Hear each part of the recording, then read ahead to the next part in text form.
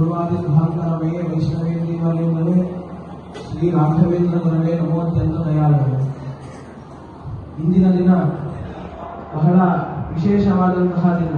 ಯಾಕೆ ಅಂತಂದ್ರೆ ಹಂಸನಾಮಕ ಪರಮಾತ್ಮನ ದಿವ್ಯ ಭವ್ಯ ಅವಿಚ್ಛಿನ್ನ ಪರಂಪರೆಯಲ್ಲಿ ಬಂದಿರತಕ್ಕಂತಹ ಪೂರ್ವ ಪೀಠಾಧಿಪತಿಗಳಾದಂತಹ ಶ್ರೀ ಶ್ರೀ ಸುಧೀಂದ್ರ ತೀರ್ಥ ಶ್ರೀಪಾದಂಗಳವರು ವೆಂಕಟನಾಥ ಎಂಬುವಂತಹ ವಿಪ್ರೋತ್ತಮರಿಗೆ ಈ ಪೀಠ ಪರಂಪರೆಯಲ್ಲಿ ಕುಳ್ಳಿರಿಸಿ ಪಟ್ಟಾಭಿಷೇಕವನ್ನು ಮಾಡಿ ಶ್ರೀ ರಾಘವೇಂದ್ರ ತೀರ್ಥರು ಎಂಬುದಾಗಿ ನಾಮಕರಣವನ್ನು ಮಾಡಿರುವಂತಹ ದಿನ ಈ ದಿನವಾಗಿದೆ. ಅದರ ಅಂದು ಶ್ರೀ ಸುಧೀಂದ್ರ ತೀರ್ಥ ಶ್ರೀಪಾದಂಗಳವರು ರಾಘವೇಂದ್ರ ತೀರ್ಥರಿಗೆ ಪಟ್ಟಾಭಿಷೇಕ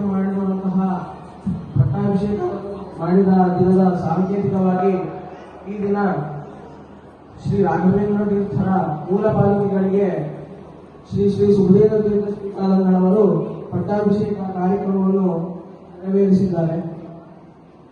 ಇಲ್ಲಿ ರಾಯರ ಪಾದಕಗಳಿಗೆ ಯಾಕೆ ಅಷ್ಟು ಮಹತ್ವ ಅಂತಂದ್ರೆ, ಭಗವಂತನ ಎರಡು ಪಾದಗಳು ಒಂದು ಜ್ಞಾನವನ್ನು ಕೊಡುತ್ತೆ, ಇನ್ನೊಂದು ಆನಂದವನ್ನು ಕೊಡುತ್ತೆ. ಇದನ್ನು ತಿಳಿಸಿಕೊಡುವಂತಹ ಪದ್ಯ ಈ ರೀತಿಯಾಗಿದೆ. ಸ್ವಿತ್ಯಾನಂದ ಸಮುದಿಷ್ಟೋ ವೈದಿಕ ಜ್ಞಾನ ಮುಚ್ಚತೆ ಮುಕ್ತಿದಾನೇನ ಪ್ರಧಾನ ಸುವರಸ್ಯ ಪದದ್ವಯಂ ಎಂಬುದಾಗಿ. ಅಂದರೆ ಭಗವಂತನ ಒಂದು ಪಾದವು ಆನಂದವನ್ನು ಕೊಡುತ್ತೆ, ಮತ್ತೊಂದು ಪಾದವು ಜ್ಞಾನವನ್ನು ಕೊಡುತ್ತೆ. ಈ ಜ್ಞಾನಾನಂದಗಳನ್ನು ಕೊಡುವ ಮೂಲಕ ಮುಕ್ತಿಗೆ ಕಾರಣವಾಗಿದೆ ಭಗವಂತನ ಎರಡು ಪಾದಗಳು. ಅದೇ ರೀತಿ ಭಗವಂತನ ಪ್ರತಿಬಿಂಬ ರೂಪರಾದಂತಹ ಗುರುಗಳಾದಂತಹ ಶ್ರೀ ರಾಘವೇಂದ್ರ ತೀರ್ಥರ ಪಾದಗಳನ್ನು ಶ್ರೀ ನಾರಾಯಣಾಚಾರ್ಯರು ಈ ರೀತಿಯಾಗಿ ವರ್ಣನೆ ಮಾಡಿದ್ದಾರೆ. ಶ್ರೀಮತೋ ರಾಘವೇಂದ್ರಸ್ಯ ನಮಾಮಿ ಪದಪಂಕಜೆ ಕಾಮಿತಾಶೇಷ ಕಲ್ಯಾಣ ಕಲನಾ ಕಲ್ಪಪಾದಪೋ ಎಂಬುದಾಗಿ.